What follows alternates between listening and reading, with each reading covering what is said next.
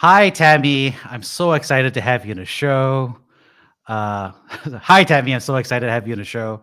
A great founder, tackling mental wellness through a gaming approach. So I'm really excited to see you tackle this. You're also a former VC at Sequoia. But before that, also another ex recovering management consultant like yours truly, and some interesting journeys along the way, at Cornell and different other places. And so I'm interested to hear your story and share that journey with others. Awesome. Thank you so much for having me. And I didn't notice that you have like quite a few ex-consultants in your roster of guests. A privilege to be part of that as well. So hi everyone, my name is Tammie Siew. I am the CEO and co-founder of Revery. So we are a startup that's using mobile gaming to deliver therapy, starting with sleep. We are backed by Sequoia Capital and GGV, as well as angels like Kunal from Quen, Sai from MPL, and Albert, the co-founder of MyFitnessPal. So prior to starting Revery, I was, like Jeremy mentioned, a recovering VC from Sequoia Capital and a recovering consultant from BCG, but Singaporean born and bred. Yeah, amazing. And what's interesting, of course, is you just have been just have been a really bright light of optimism for many years. Through the community in Singapore, and I've heard about you for many years through my extended network. You'd be like, "Oh, Tammy's great," through different things, and I'll just be like, "Oh, whatever," right? Because you're just doing your own thing. So it's just interesting to hear that along the way. And so, Tammy, just walk us through what were you like in college days? Because you started out in Cornell, right? So, what were you thinking back in Cornell? What were you thinking you were going to do? And how did you accidentally end up in management consulting of all places? I will say I was vastly different from my Cornell days. When I first ended university, my ambition was to be an English teacher. So I actually did 3 months of internship with the Ministry of Education prior to starting Cornell.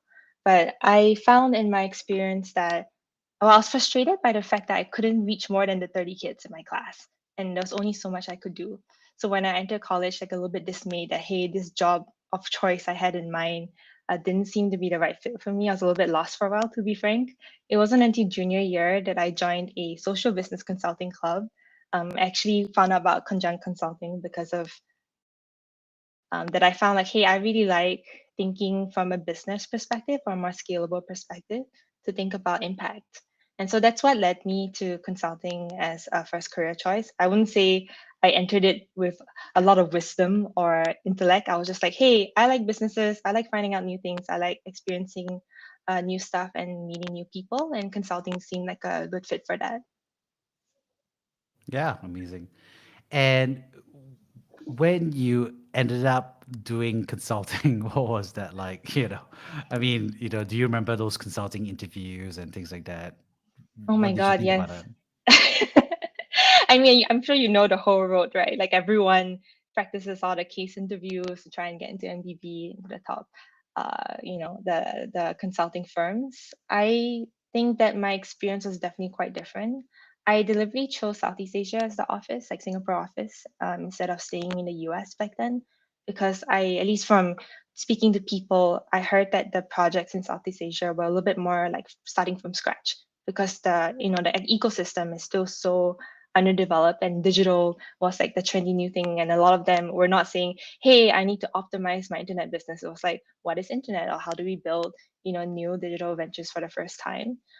So I think when I entered the consulting industry, I didn't really know what to expect, but I think the exposure that I got in the Southeast Asia ecosystem was definitely a lot more interesting for what I was looking for than if I had stayed in the US or chosen a different line of consulting.